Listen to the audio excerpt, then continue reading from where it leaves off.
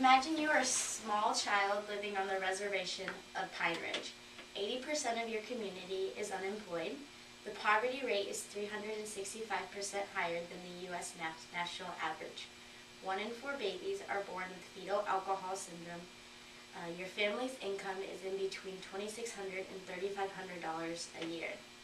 The majority of your community lives on welfare and other government-funded programs, and more than half of the population suffers from alcoholism, diabetes, heart disease, and malnutrition.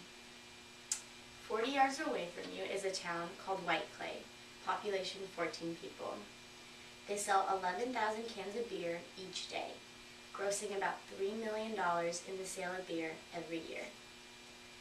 There's no law enforcement in White Clay. Because there's no law enforcement, there are claims of trading sex for alcohol, loitering with open cans, and selling alcohol to minors and intoxicated people. A Native American activist, Olano Martinez, was quoted saying, "It's our homes that are affected with every single drunk relative that comes in. It's our sons going to prison. It's our daughters being molested by drunk relatives." So, what if the tribal laws were to change? Do we always want what we can't have? So if the law were to change, would the alcohol abuse stop? There are 300 other Native American reservations in the United States.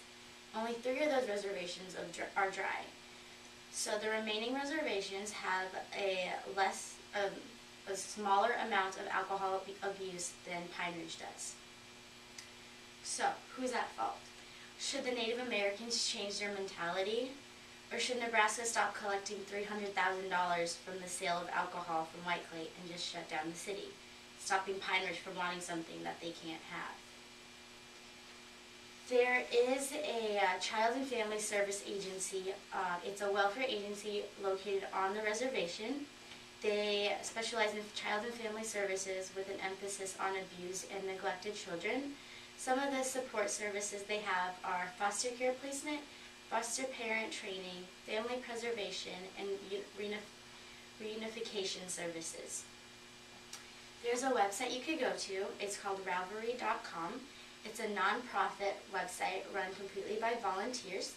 They make different things like blankets, sleep cocoons, hats, mittens, gloves, anything that you can knit or you can sew and crochet. Their goal is to make at least 10 items, and on the website you can find the address where to send these things to. Most of the population of Pine Ridge, they are fed up with what's going on in White Clay because people are just dying with alcohol-related, like drunk driving and alcohol-related incidents. So the women specifically, they are protesting. Olano Martinez was quoted saying, "We're fighting to protect our homes. We're standing up to end over 100-year infection on our people." Pine Ridge went so far to even have a lawsuit. The lawsuit was against beer makers and distributors.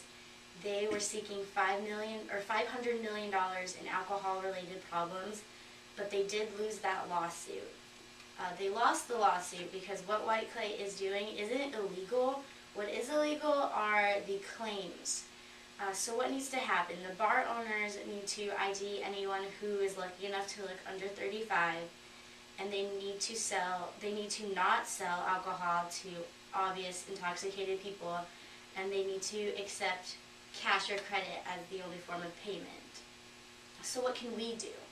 As a community, we need to donate new and used clothes, bath products, food, and our time. We need to help Pine Ridge rebuild their communities and homes. So now we have more questions than we have answers. So what needs to happen? Pine Ridge needs support. They need help with industries. They need legal assistance. The U.S. is always helping rebuild other third world countries. They help build schools and homes there. So why don't the U.S. help the United States citizens of Pine Ridge, which is experiencing third world conditions? So let's think back to that young, bright child of Pine Ridge. Let's help them. Let's help them support and start a new life.